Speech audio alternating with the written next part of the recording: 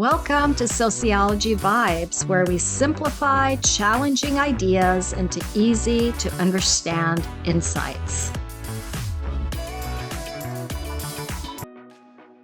Today, our focus is on the explanation of mass media and technology from the functionalism theory perspective in sociology. Functionalism is a macro-analysis theory of how a society works or functions. An easy way to understand this theory is to compare it to the human body. Just as the human body is made up of different organs and systems like the heart, lungs, digestive or reproductive systems that work together to maintain a body's homeostasis, society works in the same general way. Social institutions such as the political, economic, education institutions each play a role, like our human body's organs and systems, in the functioning of society or its equilibrium and social order. The mass media is one of these social institutions, and the technology that is part of it, for example, social media. According to functionalist sociologists, media and technology serve important roles or functions in society. So let's examine each of these functions. Number 1, information function. Mass and social media serve the function of keeping us informed and up to date on news events, breaking news, disasters, the weather, and all sorts of local, national, and international news that are deemed as newsworthy, valuable, and important. Number 2 is the socialization function. Media teaches us cultural values and norms from a young age and throughout our life course. Our beliefs, views, and behaviors are shaped by the media. And this, according to functionalists, maintains social order in society. For example, movies, songs, books, sports, and social media shapes how we think and act to promote unity, social control, and belonging in society. Number 3 is the entertainment function. Media gives people many opportunities to relax, enjoy, and do things together with others. Whether it's watching Netflix, playing video games, scrolling through social media, or attending sporting events, movies, or concerts, these types of activities also promote societal cohesion and unity, a sense of belonging, while promoting cultural values and norms about what is right and wrong.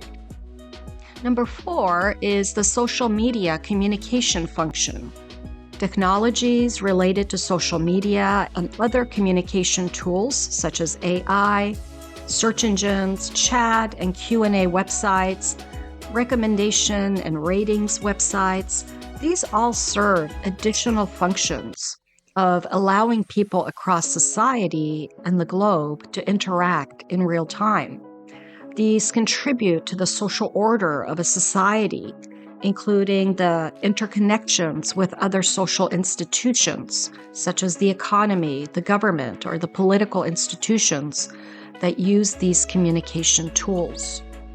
And number 5 is social change.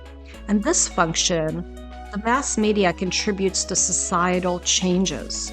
For example, the social media has contributed to technological diffusion, in that communication and technological advancements have improved the living standards and conditions of people around the globe.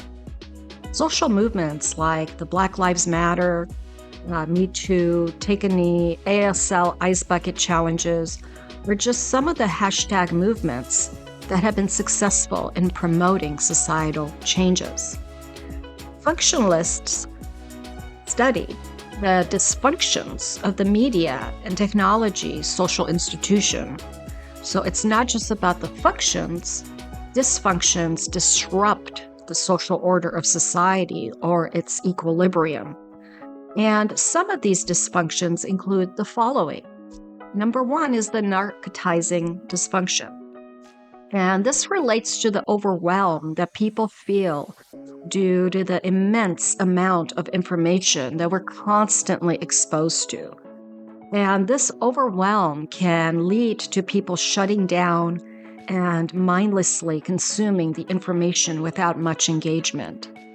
They might be aware of issues on a superficial level, and to protect themselves from the flood of news, advertising, and social media posts, people become passive to the societal issues and social problems.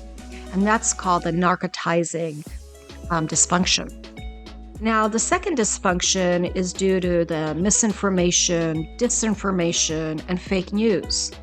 And due to the countless number of articles, videos, and social media posts that are published every day by organizations, individuals, AI, it has become increasingly difficult to detect reliable information and what's real and what's fake or created by AI and used for nefarious or unethical purposes.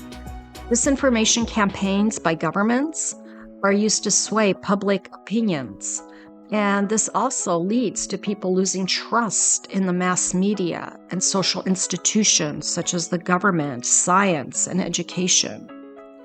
Number 3, the third dysfunction is the mass media has been criticized for disrupting the equilibrium of society. So the consumption of mass media is thought to influence sedentary lifestyles, including the rise in obesity rates. There's a belief that social media contributes to mental health issues, bullying, and the dissemination of pornography among adolescents and the sexualization of childhood.